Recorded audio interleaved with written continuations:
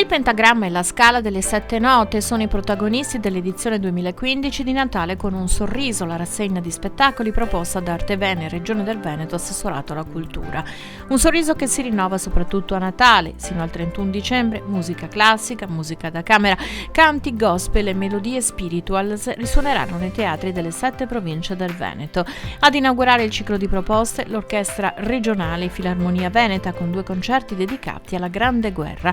La novità di questa edizione è proprio la musica. Bisogna sottolineare come Artevene da tempo abbia intrapreso una strada di multidisciplinarità che è stata riconosciuta anche a livello ministeriale e rispetto alla quale quindi può arricchire i propri programmi anche con rappresentazioni musicali di livello. Questo sorriso del Natale deve arrivare a chi? Chi pensate di portare nei teatri ad ascoltare i concerti, a partecipare agli spettacoli?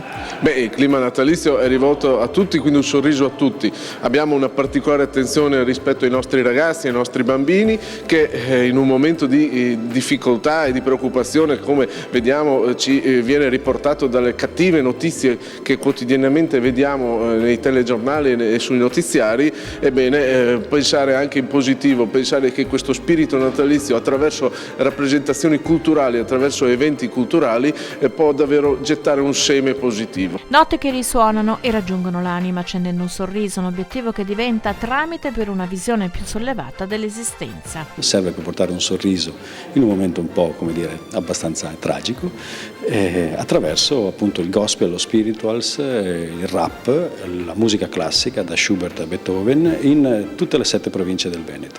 Questo è il nostro progetto e io credo che avrà un respiro e un successo perché nasce dal cuore, nasce a Natale col nostro cuore. Perché la musica quest'anno? Perché è interrelata con il teatro e con la danza o perché era un po' la sorella trascurata?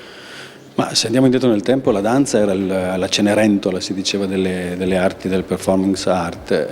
Nel tempo gli investimenti sulla danza sono stati importanti, poi è arrivata un investimento sulla musica che era stata un po' trascurata. Ma non parliamo di musica colta o di musica, elitaria, ma di musica anche popolare, perché lo spirituals e il gospel sono comunque musiche religiose dal Sudafrica. In cartellone ci sono i Serenity Singers all'Auditorium di Martellago nel Veneziano e al Teatro Sociale di Badia Polesi nel Rodigino, la Tony Washington Gospel Singers e la New Blue Spiritual Band al Teatro Sociale di Cittadella nel Padovano. I virtuosi della Rotonda sono di scena ad Asolo, Trevigiano e a Chiampo Vicentino. Michele Cafaggi con il concerto in si bemolle a Stienta in provincia di Rovigo, Veneto Contemporaneo a Montebelluna nel Trevigiano e gli MT Vocal Project a Castelmassa nel Rodigino. A Sant'Orso, provincia di Vicenza, la 7ª Nota Gospel Lab e chiude il 31 dicembre Bruno Conti al Teatro Salieri di Legnago nel Veronese. Secondo lei la cultura è la vera strada per una conciliazione, per risolvere anche conflittualità che si stanno esasperando?